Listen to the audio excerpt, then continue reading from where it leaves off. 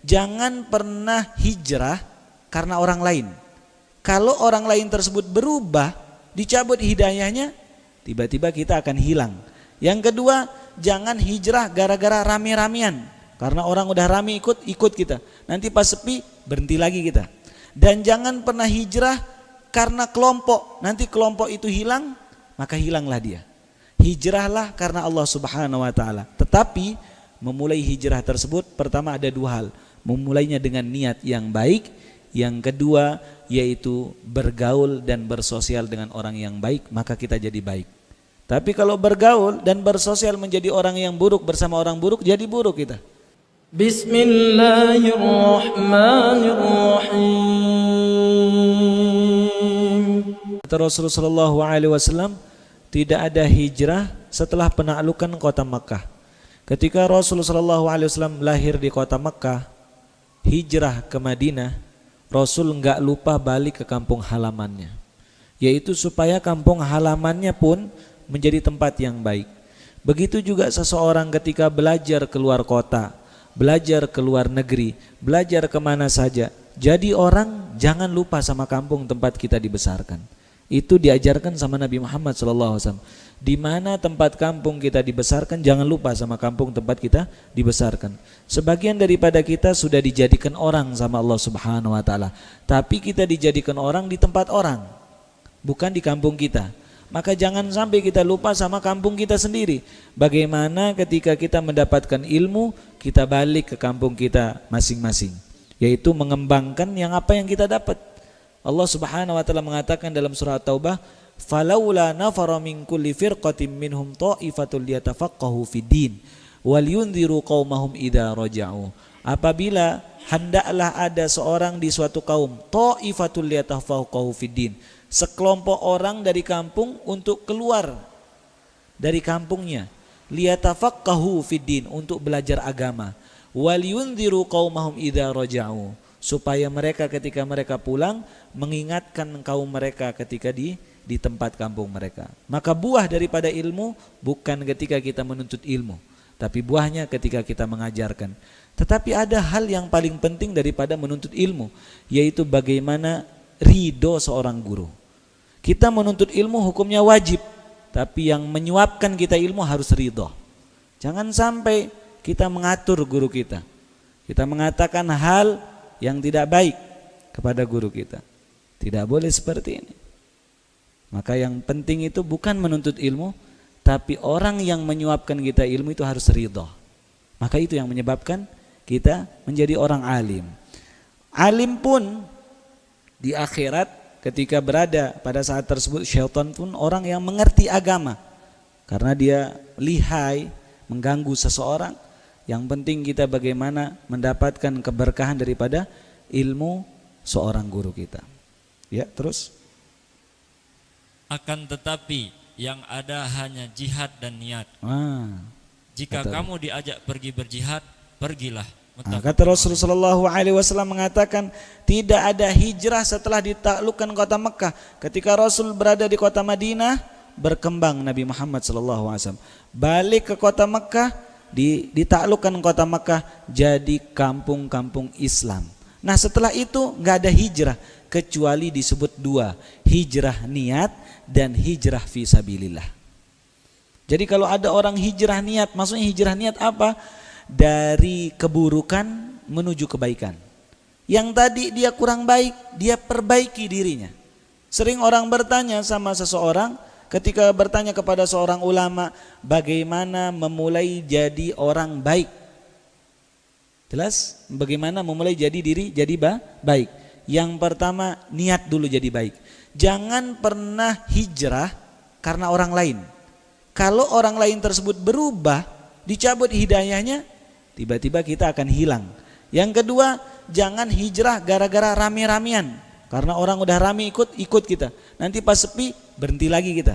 Dan jangan pernah hijrah karena kelompok. Nanti kelompok itu hilang, maka hilanglah dia.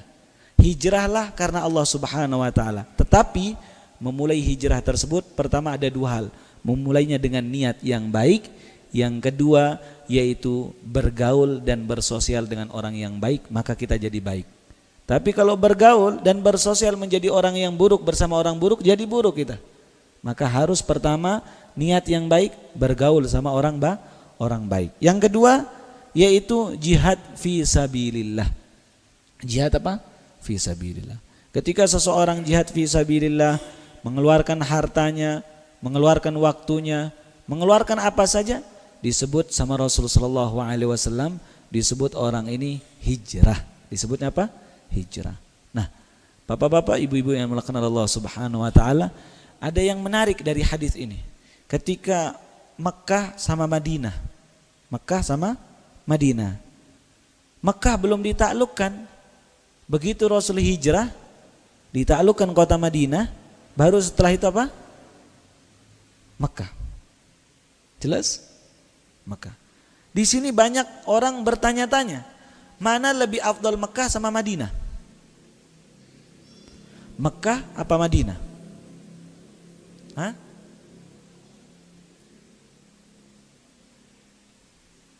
Mekah apa Madinah? Ada yang bisa jawab? Mekah apa Madinah? Hah? Pak Harun? Pak Tamir? Insyaallah Mekah. Pak Junaidi? Mekah apa Madinah? Pak Hasan? Madinah. Pak Hussein? Mekah. Pertama, sepakat ulama yang paling afdol itu tempat meninggalnya Nabi, tempat dikuburnya Nabi itu. Jelas tempat dikuburnya Nabi. Karena di mana kita diciptakan, dari sana tanah sana kita dikuburkan. Maka tempat dikuburkannya Nabi itu tempat paling afdol. Jelas? Misal kita dikuburkan di Karang Panas, berarti kita diciptakan dari tanah Karang Panas pada saat tersebut. Maka tempat dimakamkannya Nabi itu tempat yang terbaik. Tapi kalau pertanyaannya antara Mekah dan Madinah, jumhur ulama mengatakan Mekah, tapi sebagian ulama mengatakan Madinah. Kenapa? Pertanyaannya, tidak mungkin Rasul diperintahkan untuk ke tempat itu kecuali tempat itu lebih baik daripada tempat sebelumnya. Sebagian ulama yang mengatakan seperti itu. Misal kita mau pindah rumah nih, jelas? Kita mau pindah rumah, apakah ketika kita pindah rumah itu dari tempat kurang bagus menuju bagus, atau rumah kita udah bagus menuju yang kurang bagus?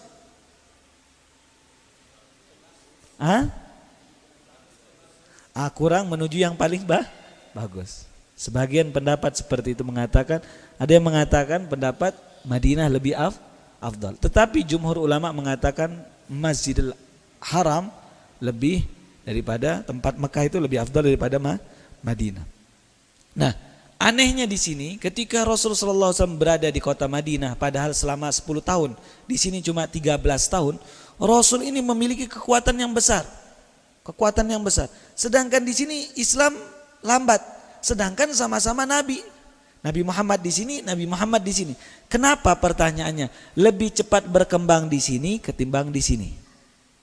Jawabannya yang pertama, karena orang-orang Ansor, orang-orang kampung itu dukung Nabi.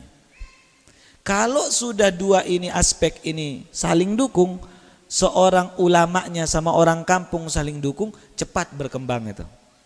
Tapi kalau ada yang menghalangi, walaupun semangat yang ngajar, tapi orang kampungnya kurang semangat, kendor juga.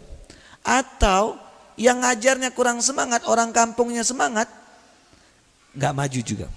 Contoh, ada orang pintar ngaji baca Quran di sini. Jelas, ngajar dia di mana-mana. Di kampungnya nggak ngajar. Di kampungnya nggak ngajar. Kenapa nggak ngajar? Sedangkan di kampung-kampung dia ngajar. Jawabannya karena kampung saya nggak dukung, nggak dibuatkan TPQ. Di luar saya dipakai sama seseorang. Seandainya kalau kita buatkan dia TPQ, dia ngajar, maka berkembang kampung kita sebagaimana Madinah. Makanya ketika Rasulullah SAW berada ke kota Madinah, semua sahabat rebutan rumah beliau dijadikan masjid. Rebutan rumah mereka ditinggali sama Rasul. Rebutan rumah mereka dijadikan rumahnya Nabi Muhammad SAW. Maka ketika ada orang udah belajar keluar kota, keluar negeri dari Karang Panas, udah mondok, balik ke kampung Karangpanas ini bisa ngaji, buatkan dia lahan sesuatu tersebut. Jangan sampai dia yang berpikir gimana, udah capek dia belajar hadis, sudah capek dia belajar kitab yang tidak ada harokatnya. Jangan lagi dia berpikir bagaimana dia naikkan tembok ini. Jelas, jangan kasih dia berpikir itu, nggak bisa dia sampai kepalanya. Kita nyiapkan sesuatu itu, berkembang kampung kita ketika ada kerjasama antara seorang ulama dengan orang kampung. Saya mau tanya, mau nggak jadi baik kampung kita? Mau apa tidak? Nanti lihat di mana-mana kampung, kalau bisa jadi kampung itu jadi baik, berarti dua hal ini ada. Ulamanya kerjasama, sama orang kampungnya kerjasama. Dan perhatikan di mana-mana kampung, kalau kampung itu mati dan ada ulama di sana, tandanya ulama di sana dicemooh, tidak dihargai dan tidak didukung, dianggap sepele. Dan yang lebih mirisnya lagi, ada sebagian kampung yang sering saya utarakan, mereka lebih senang, lebih bangga dengan orang yang datang dari luar kampungnya, lebih dihormati, sedangkan ada orang lebih alim di kampungnya tidak dihargai. Jelas? Jelas apa tidak ini? Makanya itu yang membuat saya sedih. Kalau datang di suatu kampung, begitu kami diundang kemarin ke Lombok Timur, di daerah mana namanya Lombok Timur kemarin?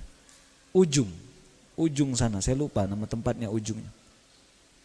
Di sana sekitar lebih 20-30 orang mungkin lebih alumni pondok pesantren di Jawa, tempatnya orang-orang alim di sana.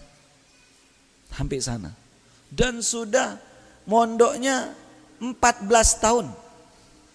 Berapa tahun? 14 tahun. Saya jumpa sama dua orang ini. Dua orang alim ini. Dia undang, dia jemput saya ke sini. Saya tanya, alumni mana? Oh, saya tidak sebut nama pondoknya. Tempat orang alim belajar. Berapa tahun mondok? 14 tahun. Saya ngajar 6 tahun di sana, begini-gini dia cerita. Masya Allah. Sampai sana, begitu kami datang disambut dengan Masya Allah sama orang kampungnya. Maka isi ceramah di sana bagaimana menghormati orang alim yang ada di kampung kita. Menghormati orang alim datang di kampung kita bagus, tetapi ada yang lebih afdol, menghormati orang berilmu yang berada di kampung kita sendiri.